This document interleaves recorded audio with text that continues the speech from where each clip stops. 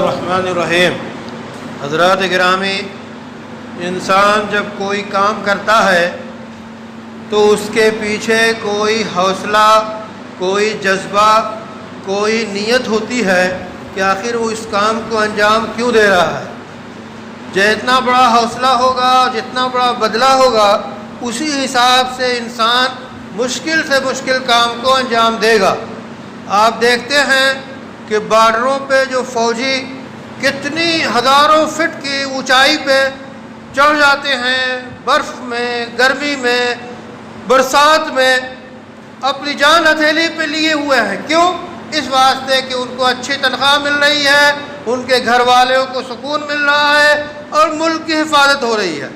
تو ہر کام اسی وقت انجام پاتا ہے جب کہ اس کے پیچھے اچھا حوصلہ ہو۔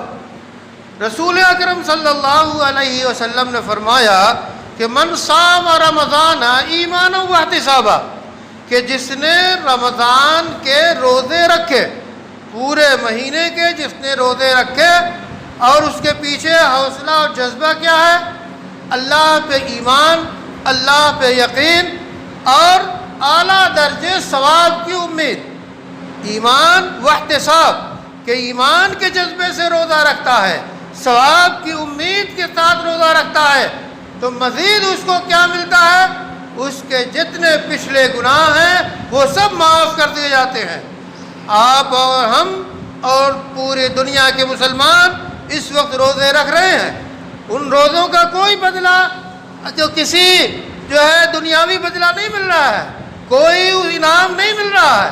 یہ صرف اور صرف اللہ سے لینے کے لیے کہ سخت گرمی میں، سخت ہو کے عالم میں، سخت پابندیوں کے عالم میں، سخت کرفیو کے عالم میں، یہ ساری مصیبتوں، رکاوٹوں، دشواریوں اور دقتوں کے عالم میں جو یہ روزہ رکھا جا رہا ہے، اس کے پیچھے صرف یہ ہے کہ ہمارا ایمان و یقین ہے، اللہ کے لیے رکھ رہے ہیں اور اللہ سے ثواب کی امید رکھتے ہیں، تو اللہ تعالیٰ ہمارے پچھلے سارے چھوٹے بڑے گناہ معاف فرما دیں گے۔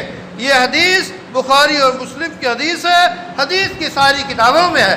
اللہ سے دعا کیجئے اور اپنی نیت کو تازہ کرتے رہیے کہ کس عظیم مقصد کے لیے ہم روزہ رکھ رہے ہیں، ہم تیاری کر رہے ہیں، ہم تیار ہو رہے ہیں اللہ کی خوشنودی حاصل کرنے کے لیے۔ ربنا تقبل منا انک انت السمیع العلیم وتب علینا انک انت التواب الرحیم۔